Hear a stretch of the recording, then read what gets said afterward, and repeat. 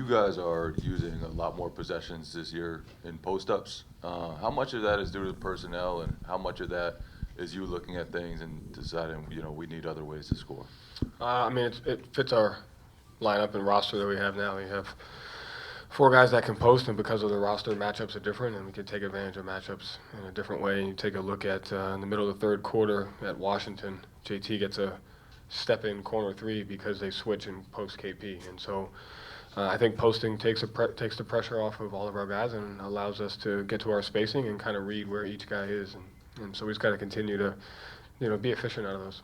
How does the ability to go to that more and have more guys maybe who are capable of that change you guys? It really helps our switch attack. And so, when we're able to post versus switching and force help and have guys have to come down, it creates 2-on-1s, and you get step-in shots like that. And so it just complements the roster and the lineups that we have on the floor. You're facing Aaron Nesmith tonight for the first time since he got his new deal.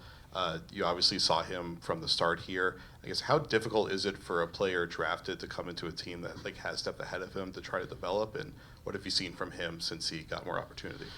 Yeah, I mean, he's in that same category we talked about, Peyton's extension. Like, you come to the league can break you, because there's so many changes that go on, and you don't get to pick what situation that you go into. And sometimes it could take a year, it could take 2, it could take 3. And so, Aaron, regardless of circumstances, brought it every single day.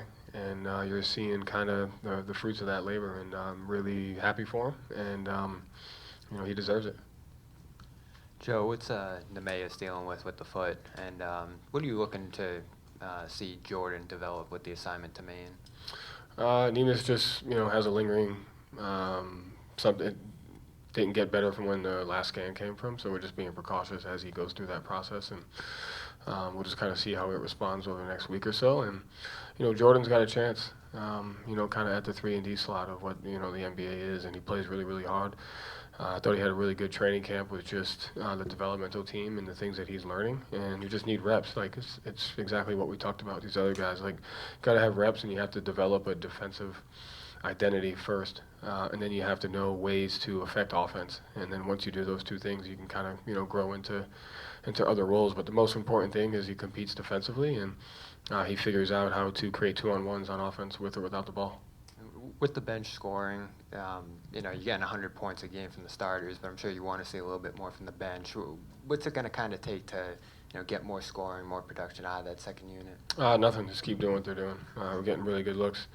Especially Peyton and Sam, like those 2 guys, they can't pass up open shots. They got to continue to be aggressive, and those are 2 guys that have done a lot of good things for us over the last couple of years, so they'll be fine. Joe, over here. Hi. Along the same line, apropos the bench, Lamar, can you talk about what you've seen from him so far, and even going back to Cleveland, and what you assessed from him? Love his attitude, love his work ethic, love his toughness, and something as little as that corner 3 to settle things down a little bit, and the pull-up 2 that he had. Like, he has experience and he's been around, and so guys like him always have a chance. And he was, had the humility and the understanding of wanting to come here and wanting to play a role. And so there's going to be a time where we're going to need him, whether it's for a short stint or whether it's to help us close out a game. And I got a lot of faith and trust in kind of his effort and his toughness that he'll be able to do that. So just got to keep working.